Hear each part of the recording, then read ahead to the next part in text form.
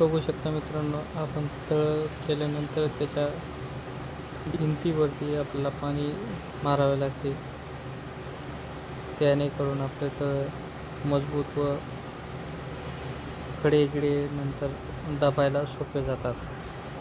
बघू शकता दोन्ही पण भिंतीला आपण पाणी मारलेले आहे.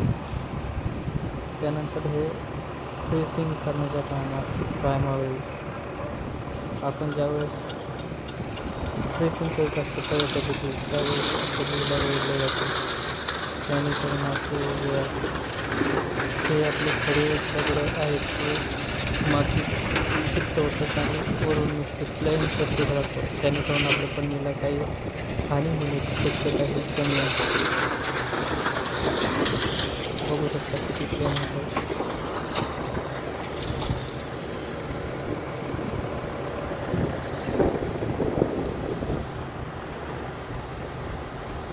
हा रोड रोलर असतो ज्याने त्याचा वेट जवळपास 70-80 किलो असतो.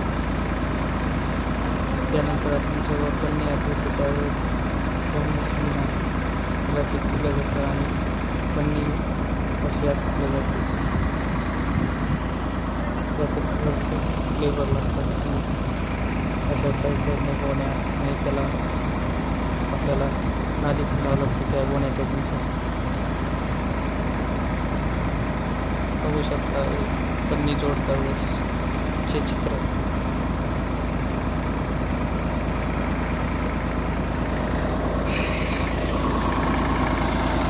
जनरेटरद्वारे स्टार्टिंग करू शकतो. नंतर सगळं जोडण्यात आल्यावर पाणी बघू शकता पाणी कसे सोडलेले आहे.